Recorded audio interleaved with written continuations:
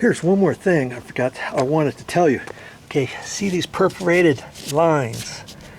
That's slits to allow the water to get into this pipe. I believe the slits are all the way around on this particular pipe. I don't know just yet, but I was telling you they had put a cloth material. See this cloth they put underneath this, and then you see this rock gravel that they have. That there's probably maybe a 2-inch layer underneath this. They put that first, and then they put the cloth.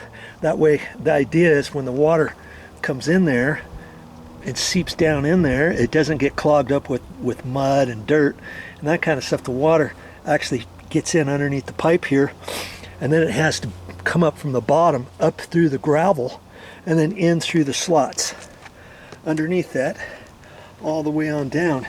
And that's probably how it is all the way back there, because I remember there's some gravel under there, so I got to be careful with that too. So because do I really want to go through the effort of lowering this down? Well, yeah, I think I do, because it was almost, see, it's only about an inch below this, and I want to have the rock come in flush to here, and then have the rock be about a couple inches, maybe 3 inches before it hits the top of this.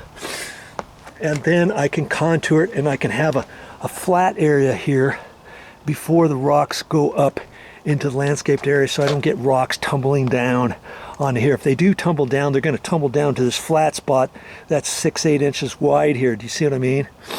And hopefully that'll kind of help this area. I don't know how well it's going to help or not. See how high this is and how it has to go down. So if I make this flat a little bit more, 6 inches, 8 inches, that's going to make this even steeper. So I may have to kind of pack some rocks in there and angle them and kind of build up the bottom of it to allow an area for these rocks not to slide down any further. I'll have to figure it out, but I've decided to do this, and I wanted to spend the extra time in doing this right. Is it going to take me 4 or 5 hours? Yeah, it probably will, but at this point I don't really care about that. Okay, and because the pipe stops there, I'm not going to extend the pipe up there or anything like that. I don't have to do that. Any water that's up in here should seep in, come into this pipe, go on down here, downspout going into the pipe, because I'm going to use the T, tap that in, tap the end of the 3-inch pipe that's got the downspout end on it. That's going to dump into there. Water's going downhill. It's going to go on down that way. Okay, and that's just what I'm going to do. Then down in here later on, when I get all done with all this stuff, yeah, it's a work in progress, because I'm going to have to move the dirt, figure out which plants I still want to get in here, figure out how to tap in and how to rearrange all the drip irrigation to all these other plants in here, along here, the trees, these bushes along here, all the way down to the rose bush at the end. Yeah, I'm gonna dig up around there and all that. Then when I get ready to go backfill all this kind of stuff, put the new plants in, get drippers to them.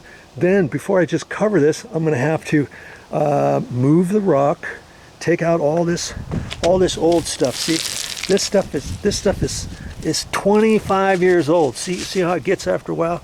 Get holes in it. Plus, granted, I've been moving it around.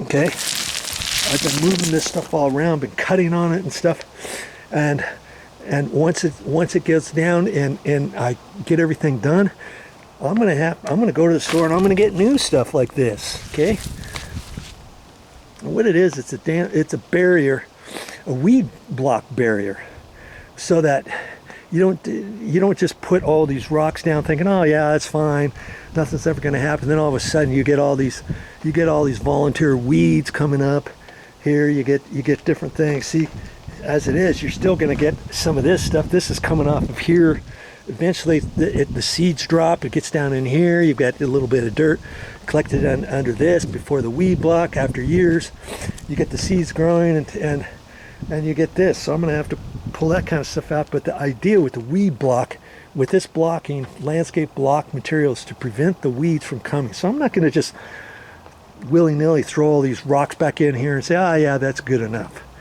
You know, you do that, you're just asking for problems. So do it right. I know it takes longer to do things right sometimes, but you might as well do it right to get a good job. And when I get up to here, I think I'm going to move these down, and I think I have some bigger rocks. I'll have to, you know, with me digging all this stuff out and digging different things out. See all these different rocks I got, and I've got some more in the other area of the front yard. I can take the bigger rocks, and I can, after move this over 6 inches or so, I'm going to have to dig down a little bit and kind of stack some bigger rocks up there, kind of build like a funky retaining wall. Not really, but just enough to hold these rocks from there going up. Do you see what I'm saying? Then they won't have the natural tendency to keep sliding down. They slide down and they go like that. You leave it for a few months, and that's what's going to happen. Like,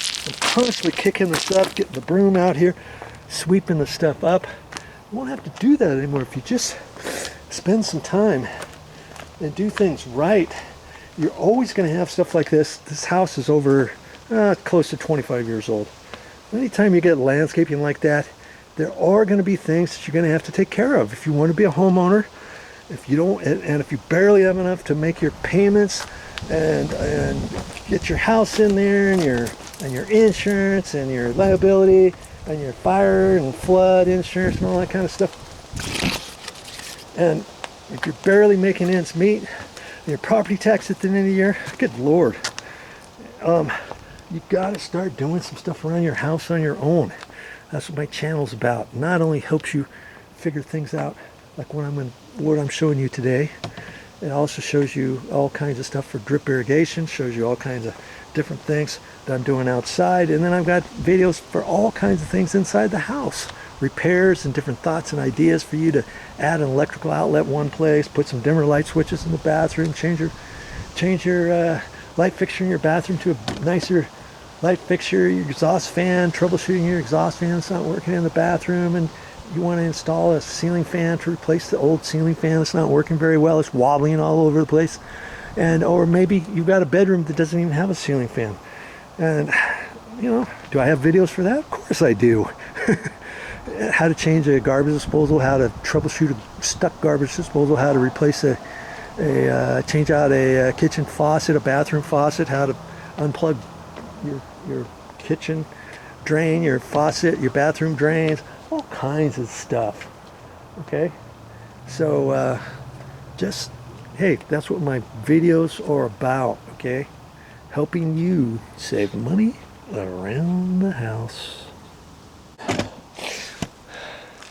Well, that's all I got for this time, but I'll be back with more videos. And hey, the more videos you watch, the more you learn and the more you save. At least that's my hope. See you tomorrow.